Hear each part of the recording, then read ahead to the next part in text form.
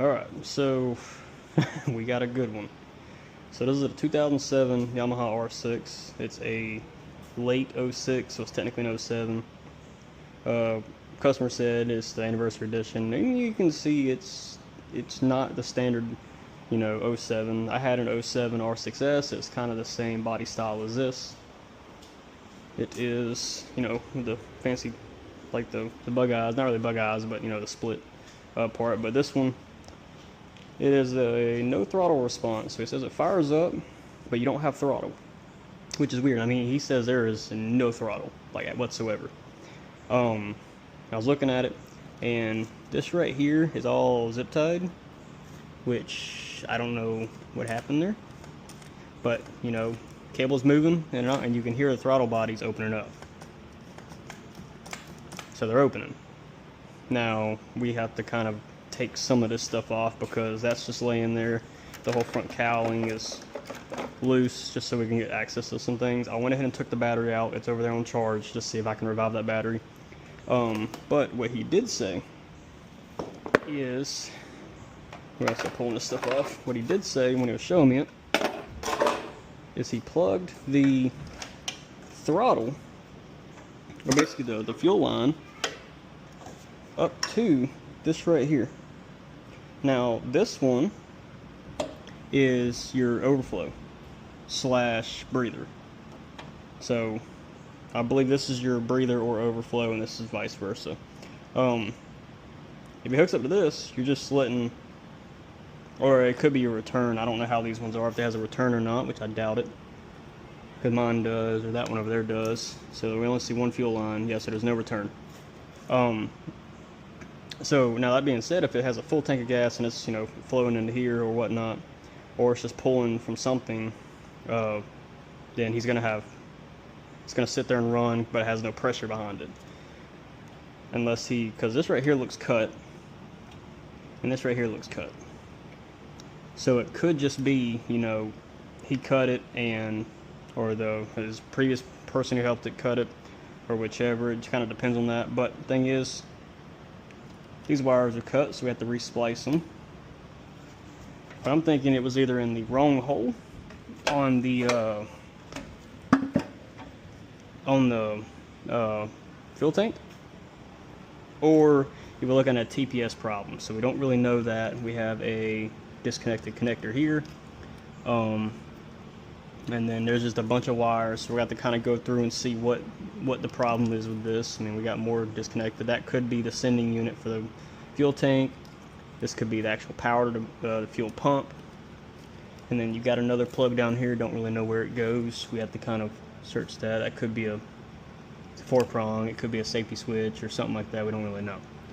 So kind of getting into this and going to see what we can and cannot find out, but we'll get it running. Just because he says it runs, he just has no throttle. And also we're going to try and fix this right here so there's no more zip ties, and see what we can do with this, because it looks like it's just broke. Yeah, it's broke over here. This looks fine, but it's broke, so I guess it was in a wreck. But like I said, we don't know that. Our plan is just to try and get it running. Alright, so well done. Just went in and just pulled over, just while that battery's charging. Just pulled over my Ninja, make things easier. So, little thing is that if you don't know which one is positive or negative, which this is, in this case is red and black, your positive is always running to your starter solenoid, or relay, depending on what type of bike you have. Your positive there, get our negative down here.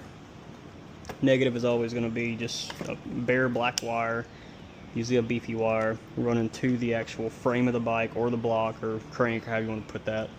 And make sure this is not touching anything bare wire. Real quick, let's check these fuses. That is soaking wet. Or get it going. Let's get our continuity or ohm. You can go to diode test. I always do the ohm one with the beeper so you can hear it. So that's good. Basically, we're going to use little prongs, just making sure these fuses are good. Because now we're getting into the electrical side of things. Now it is wet, which is not ideal, but fuses are good. Now, any other R6s, you press the reset, and select buttons at the same time. Turn ignition on, you press and hold until we should see a diagnostic thing come up. Let go, press and hold again for about 2 seconds.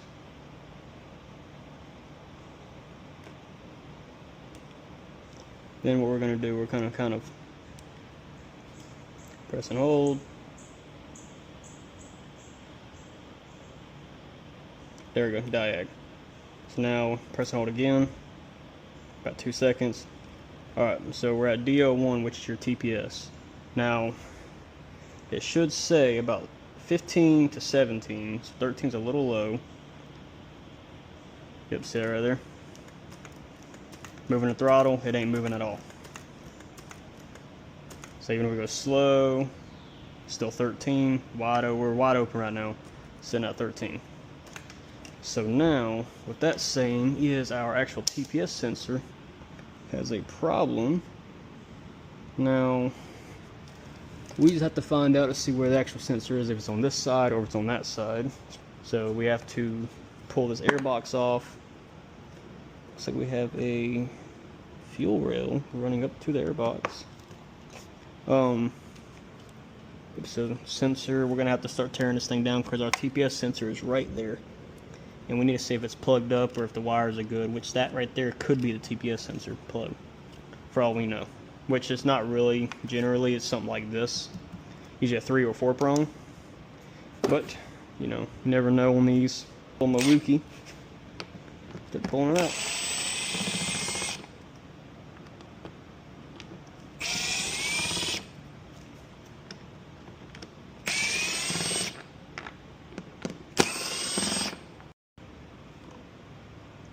Alright, so I went in and unplugged this right here. This should be an ambient air temp sensor. Then we're going to pull whatever this guy is right here off. Looks like it's obviously a fuel rail of some sort. So we're going to slide this out and then pinch our fingers in here. And try and get it to come down. There we go. Might have to finesse it a little bit. There we go. It's disconnected. Pull that wire out. Now this guy is running down here to this connector. These are the fun ones. You have to get either your fingernail in there and get it. Oh, look at that, a lot easier. Now we should be able to disconnect this guy. There are injectors in here. There are, look at that. Oh, this has got dual stage, I'm pretty sure. Yep, 4 injectors, look at that. All right, cool beans. Let's pull that is an Allen wrench.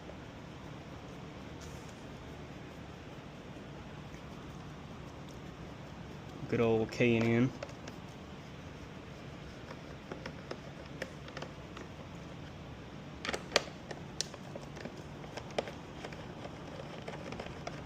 Bad mumbo jumbo out. Get another one down here. Make sure this.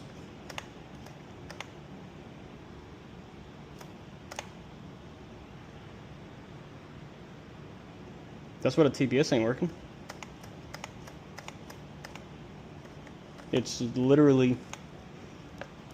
Alright, now what we're working with, we need to pull these off.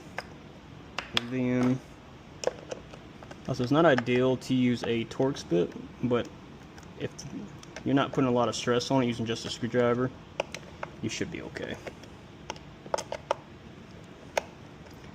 Right here, crack them loose.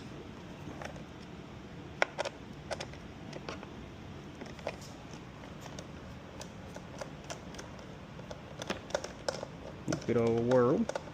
And then these things right here, they have a little tab on top, about right here, that you can unscrew it all the way, and you're not going to lose that bolt or nut or however, you know, or whatever it is. And this should just kind of pop off. We got a, it's like a vacuum line right there. Get us some good old pliers.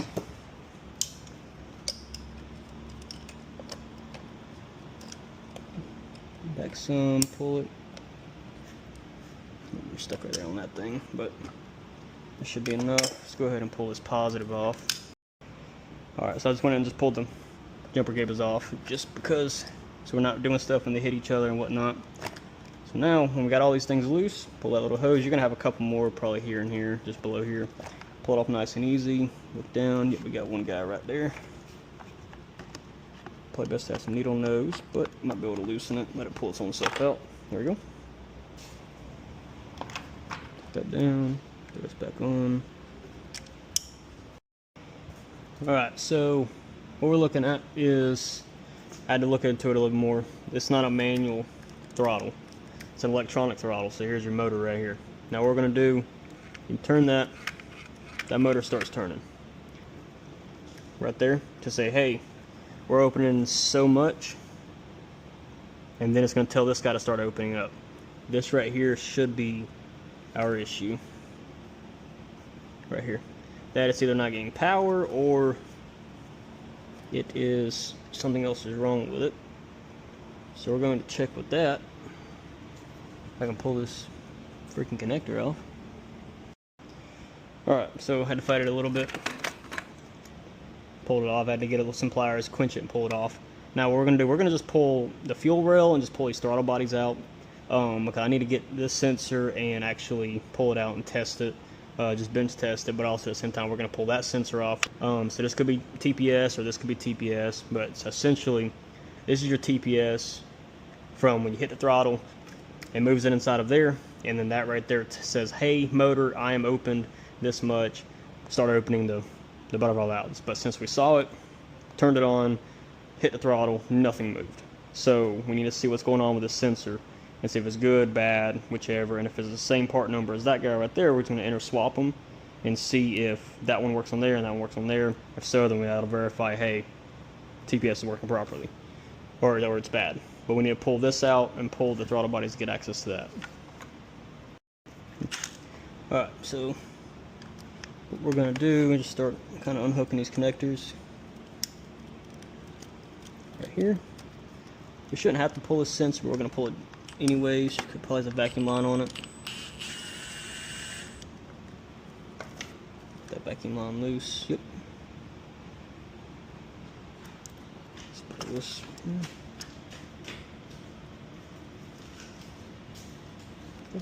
Alright, now let's on to the fuel rails. Make sure you have a good bite. A good little pop. Pull it on out.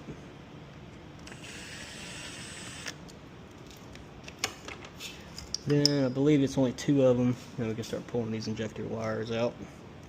Should have done that first. Let's see what we're going to do. We're going to pull them out. And we're going to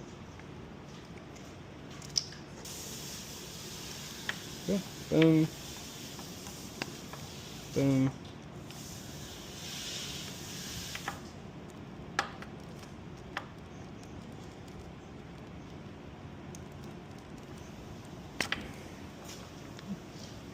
And we got one more. Alright, now it's all a matter of getting these connectors out. Put these guys back down here, nice and careful. Alright, now let's get this guy out of the way. I'm going to pull these throttle bodies off, which should be relatively simple. Just loosen these and then they should pull off. Alright, so I did notice these guys are already loose, which is not a good thing. Yep, they are all loose, so that means we should be able to just pull this whole throttle body assembly up. There we go.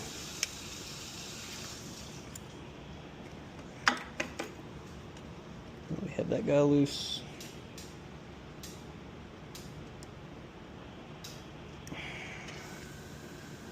Pull that out. And then we got the actual throttle bodies. Okay, yeah, no, that's not even connected. So now what we need to do is pull the throttle off. Alright, so got this little 10. Actually feels like a 9. It's pretty loose on it. But we're just cracking these guys loose so we can pull these throttle cables off. I'm going to try to keep that bottom nut right where it is so we kind of remember where it's at. It may work, it may not. That one, and then this guy right here. Go all the way around. It's gonna have to come out here on the other side. Go, boom. Alright, now we have the throttle bodies. Now we can go work on this side. Take a quick look at these valves, intake valves, everything looks pretty good. And right here we're gonna pull the motor off. No, we're not. We should be able to just test the motor, but we're gonna pull this guy off right here, this guy off right here. This is going to be a Phillips head. And hook a 12 volt up to that and test it.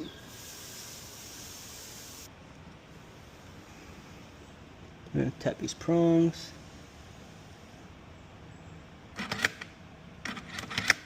Alright, so it works. So we now know the motor's good.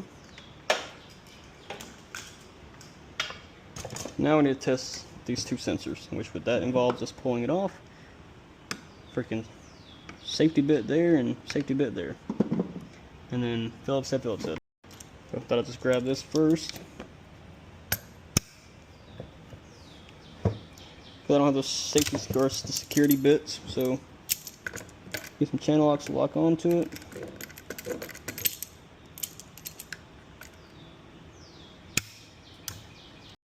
Alright, so I went ahead and pulled that off of here. That just says, hey, we're moving that much whenever this turns. So TPS may be fine, or it may not. And it does not look made in Japan, aftermarket. And they look identical. So what we can do is go into here and mock it up to see, so we'll command that motor to turn. And then what we need to do is we need to come here and hook up this motor again. And then we should be able to just manually turn it over without doing anything. I'm gonna turn this. Something just clicked.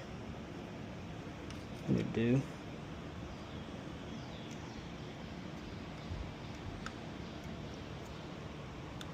$23 and $13. $15. Let me hook that. Let me just hook that sensor up. This guy. So.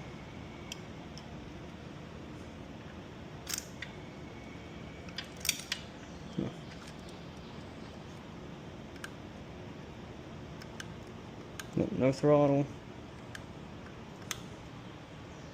So here, let's go back into diag mode. 3.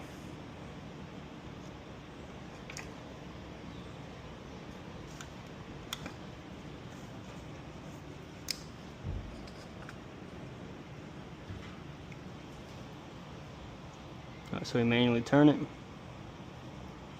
TPS is working. That makes me think that this has something to do with it, or this connector, because TPS is working now. This. Alright, so pulled it out. The TPS sensor works. I just verified that wherever it's at. It's floating around there somewhere. TPS, it works on code DO1 as a TPS. Manually turn it, good to go. I went in and swapped sensors, they both work, so both sensors are good. Alright, so this should be part 1 to fixing this bike, because there's going to be multiple parts of this thing because it's doing diagnostics and to fix an actual issue. Let's go over the problem. So TPS sensor works, we verified that. We verified the motor works, we jumped 12 volt to it, motor works, it turns. When we manually turn over the TPS sensor on the bike in the diagnostic mode, it reads, and we grab this sensor, put it over here, and on the same connector to make sure when we manually turn it over, it works also. So both sensors are good. So now our main problem is this is either not sending the signal down to the computer to turn to the motor, or the motor is not receiving power and it is sending the signal down. So that's going to be kind of the next thing. I'm going to look up and see what the wiring diagrams for this thing is, and we will get you back on part 2.